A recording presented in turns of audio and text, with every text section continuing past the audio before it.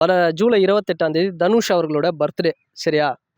இப்போ ரீசெண்டாக என்ன போயிட்டு இருக்குன்னா, தனுஷ் ஏன் வந்து ரஜினியை இமிட்டேட் பண்ணுறாரு, ரஜினி மாதிரி ட்ரை பண்ணுறாரு, ரஜினி மாதிரி பேசுகிறாரு ஆடியோ லான்ச்சில். நான் என்ன கேட்குறேன், ஏன் பேசக்கூடாதா? இல்லையே, அது பேசக்கூடாதுன்னு தான் சொல்கிறேன் நான். அது ரசிக்கிற மாதிரி இருந்தால் பரவாயில்ல. இப்போ எனக்கு அது ரசிக்கிற மாதிரி தான் இருக்கு. தனுஷ் பேசுறதுலாம் எனக்கு மோட்டிவேஷனாக இருக்குது, எனக்கு நான் ரசிக்கிற மாதிரி இருக்கு. பார்த்தா நிறைய பேருக்கு அது ரசிக்கிற மாதிரி இல்லையே. மெஜாரிட்டி அப்படிங்கிறத விட ஹேட்டர்ஸ் தான் அப்படி சொல்கிறாங்க அப்படின்னு நான் சொல்லுவேன். சரி, ஏன் பேசக்கூடாதுன்னு கேட்குறேன். அப்போ ரஜினிகாந்த் ஒருத்தர் தான் பேசணுமா? இல்லை, அவர் ஸ்டைலில் அவர் தனியாக ஒன்று கொண்டு வந்தால் நல்லா இருக்கும்னு நினைக்கிறேன். அவரை பார்த்துட்டு பண்ணக்கூடாதுன்ற. நீங்கள் பேசுங்க, வேற ஏதாச்சும் வேற உங்கள் ஸ்டைலில் பேசுங்கன்னு தான் சொல்கிறேன்.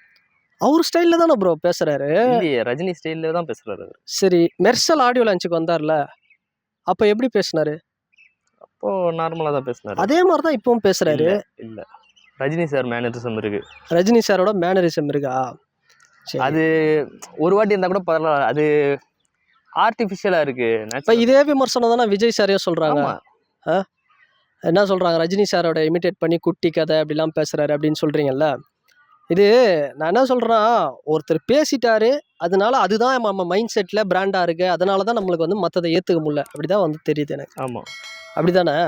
அதுதான் கேட்குறேன், ஏன் பேசக்கூடாது? அவர் எவ்வளோ மோட்டிவேஷனாக சொல்கிறேன், நான்லாம் வீடு கட்டி இருக்கக்கூடாதா? ஒன்றுமே இல்லை, இந்த மாதிரி டாக்ஸிக்காக படம் ஒரு டைமும் வந்து டாக்ஸிக்காக இதில் அவதூறு பரப்புகிறாங்க. தனுஷ்னா இப்படி, தனுஷ்னா ஊரில் யாருக்கு டைவர்ஸ் ஆனாலும் தனுஷ் தான் அப்படிங்கிற மாதிரிலாம் பேசுகிறாங்க.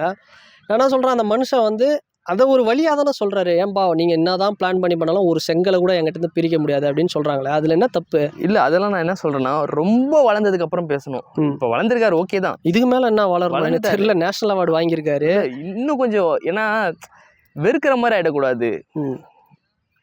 சரி, அப்படியும் பேசலாம், ஒரு வாட்டி பேசலாம். ஆனால் இன்னைக்கு நீங்கள் இப்படி பேசுகிற கூட்டம் என்ன தெரியுமா சொல்கிறீங்க? நாளைக்கு சிவகார்த்திகேயன் பேசினார்னா இதை ஏற்றுப்பாங்க. குட்டி கதை அப்படி இப்படின்னு வந்து பேசினார்னா கண்டிப்பாக நீங்கள் ஏற்றுப்பீங்க.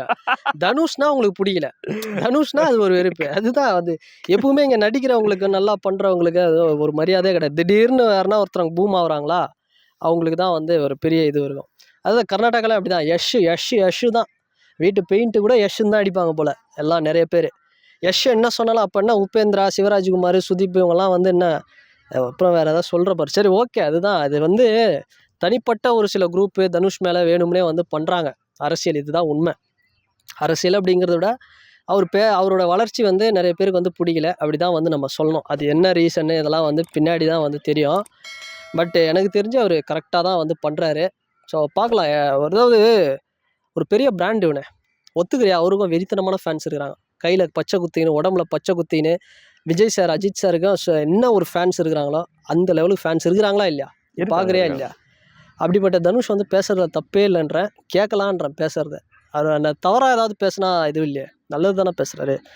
சரி, பார்க்கலாம். இப்போ குபேரா நல்ல ஒரு சரியான ஒரு ஆக்டிங்கு. அடுத்தடுத்து வர படம் வெறித்தனமான ஒரு ஆக்டிங் வந்து பண்ணுவா போல மனுஷன். கஷ்டப்பட்டு உழைக்கிறவங்களோட வளர்ச்சியை யாராலையுமே தடுக்க முடியாது. ஸோ அவரை மாதிரி நான் இமிடியேட் பண்ணி பேசுகிறேன்னு நினச்சிட போறியா?